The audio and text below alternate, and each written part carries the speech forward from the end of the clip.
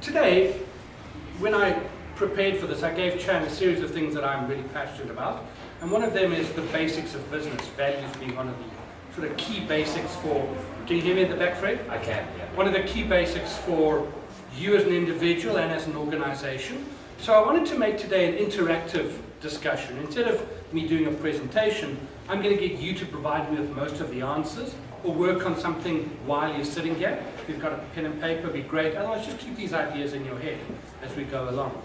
Essentially what I want to do today is I want to identify what the real values in your business are, whether you've got employees that work for you or whether you are your business.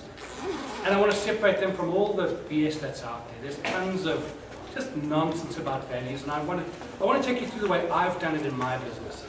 If there's benefits to you, I'm very happy. If not, well, you've enjoyed some nice company here.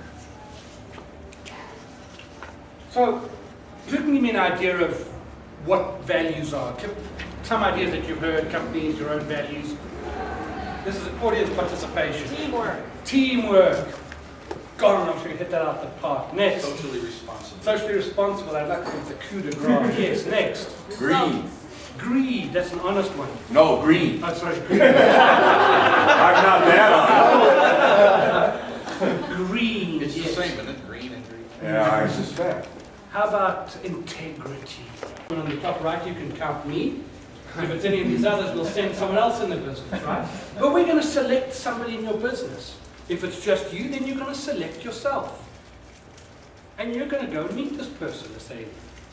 But there's a bit of a challenge, right? This alien doesn't really speak English and needs to know what your behaviors are that best represents this company. Why are you being selected?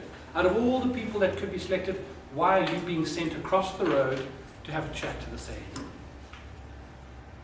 What is the behavior that you show that is a representation for this alien to know what is going on in your business? This alien would like to know what's your business about. So you've got to pick somebody. It might be somebody you've worked with in the past. Why would I pick this person as a great example of what their business is about? Does everybody have someone in their mind? Does everybody have a behavior that that person does? So I do this exercise in my own companies and in others.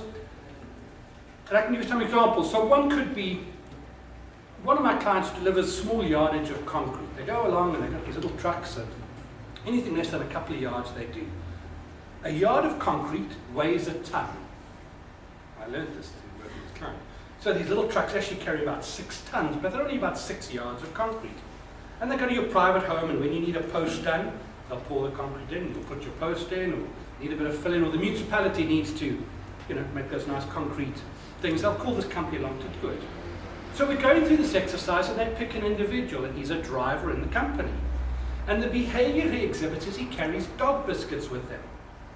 Because every time he goes to a homeowner and there's a dog, he wants people to give the dog a little biscuit. He carries a broom and a rake on his truck, so he can help homeowners sweep up afterwards, because there's always a mess. So they chose him to be the ambassador, and these are the behaviors. That's why. So has everyone got an example in their mind? And then we take it the last step. We turn this into something that's living within your business, within your company. And you build a set of should and should not statements. You say, if we are going to live our lives in this business, having respect for our clients, what should we do? What should we be doing? Give me some examples. Return phone calls. Right, we should return phone calls promptly. EIO is actually going through this exercise, one form of it around our 5 cultural values.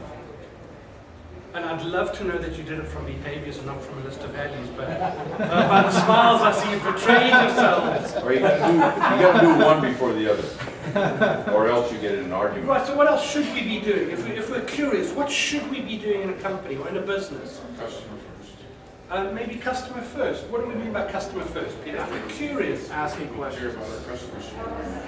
maybe we say we should ask questions before giving advice. Maybe that becomes what we should do if we're curious.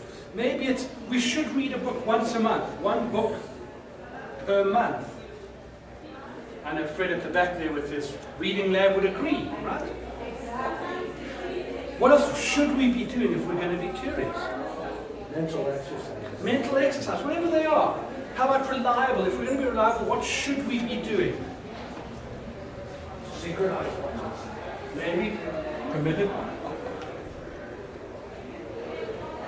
Maybe we should be synchronizing our time if we're going to be reliable.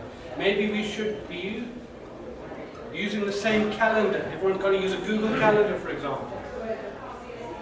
This is how we take these abstract concepts of values and we turn them into a set of behaviors that live within you or your organization. If